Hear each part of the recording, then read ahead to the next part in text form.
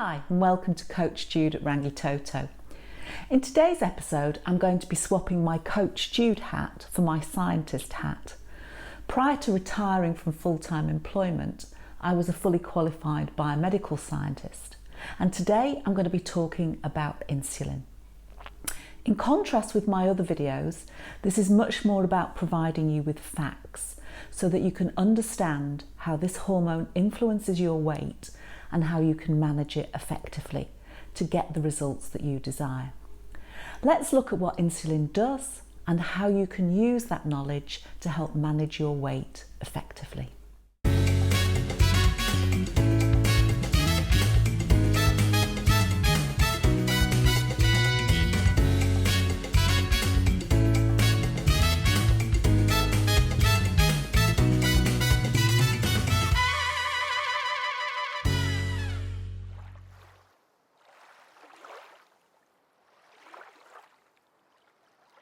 Understanding how insulin works and how it affects your weight is probably one of the most important areas of knowledge you need to acquire if you want to be successful in maintaining a healthy weight. But if you're just starting out on your weight loss journey, or perhaps you've stalled, check out my free comprehensive guide to kickstarting your weight loss, linked in the description. It's packed with useful tips and ideas to help you whatever stage you're at in attaining and maintaining a healthy weight. Now, this knowledge about insulin will help you make the best food choices, as well as helping you minimise the impact of the less helpful food choices. Not only will this take your eating strategy to a whole other level, it also has the potential to improve your overall health and longevity, as well as help you avoid lots of frustration. Why might insulin frustrate you? Well, because it can slow or stall your weight loss, even when you are religiously maintaining a decent calorie deficit. This is because weight loss is so much more complicated than getting the right balance between calories in and calories out. I've experienced this myself firsthand. To lose weight, my basic strategy was to ensure I had a daily 1,000 calorie deficit. This worked really well for me and led to me losing 100 pounds in just over 12 months. However, after I retired from full-time work, I lost my routine, found my social life exploding, and started to eat and drink far more than when I was working. As a consequence, I gained a good 10 pounds. Not to worry, I thought, I'll just go back to my standard weight loss strategy and I'll drop those pounds in about 5 weeks.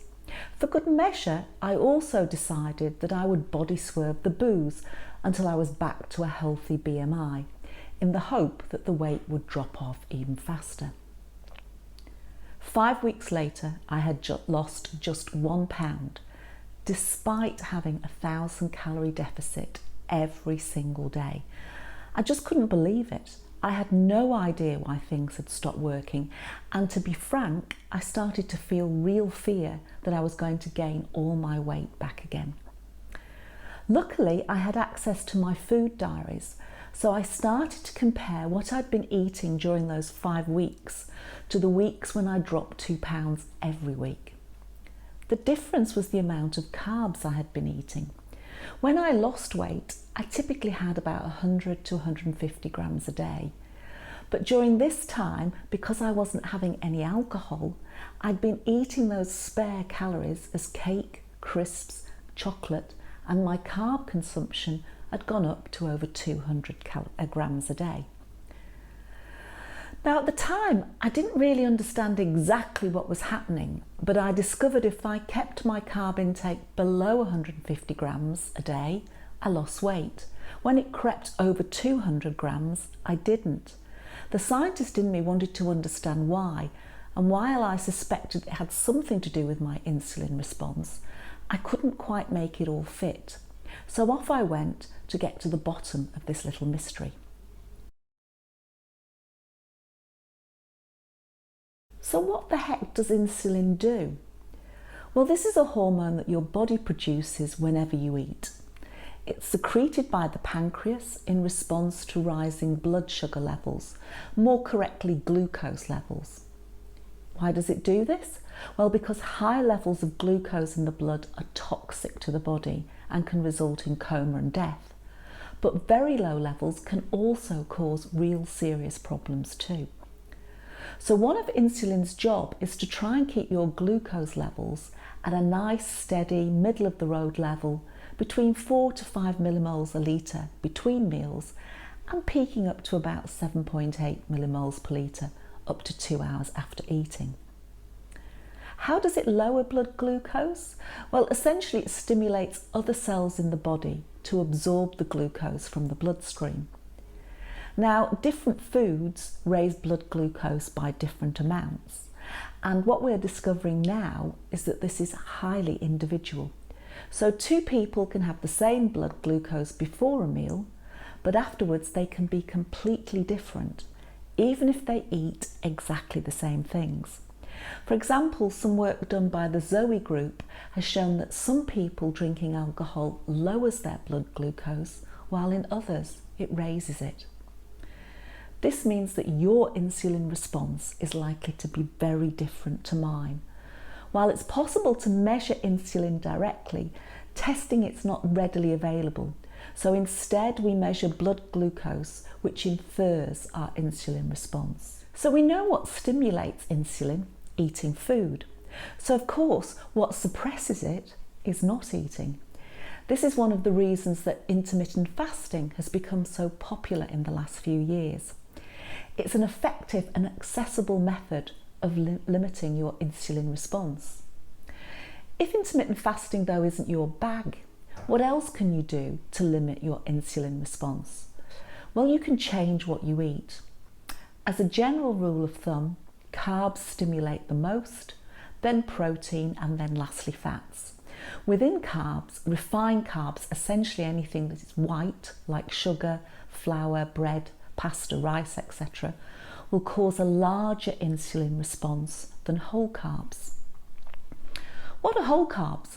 Essentially anything that's plant-based, mostly unprocessed, and is brown and green. Green from fruit and vegetables, brown from whole grains like whole wheat bread and pasta, and things like chickpeas, dried beans and lentils. So what is the difference between refined carbs and whole carbs? Fibre. And fibre attenuates your insulin response. In nature, all carbs naturally come with fibre, with the exception of honey. Refined carbs are man-made and processed to remove the fibre. Why do they remove the fibre? Well, fibre is filling, so the more there is in a food, the less likely you are to overeat it. However, refined carbs can be lethal. Your body seems to be able to eat loads of them and never get full. Here I speak from experience. You are looking at the woman that can eat a whole 200-gram bag of crisps in one sitting, demolish a packet of crisps, and still find room for several slices of white, fluffy bread. Okay, so I hear you. This is all very interesting, but what does it have to do with helping me lose weight? Well, here's the big thing. One of insulin's other roles is to promote fat storage and block fat breakdown. Without insulin, you cannot store fat. We know this from people who have type 1 diabetes who can't produce insulin. The disease used to be called the wasting disease back in Victorian times because the patients would typically present with weight loss and couldn't gain weight no matter how much they tried. Now, before you get all excited and think that this is the disease for me, remember that you need insulin or you will die. However, the keto diet tries to exploit this by extremely limiting the carbs you eat to typically less than 20 grams a day. Now, I've tried this, but I have to be honest, I wouldn't recommend it because all you eat is fat and protein and a few berries. And even though I have a fat tooth rather than a sweet tooth, I found the food far too rich to stomach on any sort of regular basis. Also, while this might be effective at stopping you gaining weight, that ship had sailed for me. What I was much more interested in was how I could become a fat-burning machine. Well, insulin has a role in that too, because when you have insulin in your bloodstream, lipolysis or fat breakdown is blocked. So the more insulin we produce, the harder it is to burn the excess fat on our bodies, even if we are in a calorie deficit, just like I experienced. So limiting your insulin response can often be the key factor in boosting your weight loss.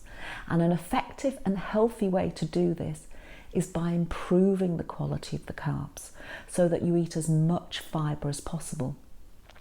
Aim for about 30 grams of fibre a day, but a word of warning, build up slowly, otherwise you might have some negative reaction from your gut. So far, I've given you an overview of the big picture with insulin. But as I said, your insulin response is highly individual. And if you want to get a better handle on what your body does, you may want to monitor your glucose response to various foods. To do this, you have two choices. You can buy a glucometer, which will set you back about £25, plus buying extra strips and lancets. Then you can do various experiments, like fast for 3 hours and eat your favourite cake or ice cream and monitor your glucose response over time. Then you might see which of your breakfasts or favourite dinners raise your blood glucose the most.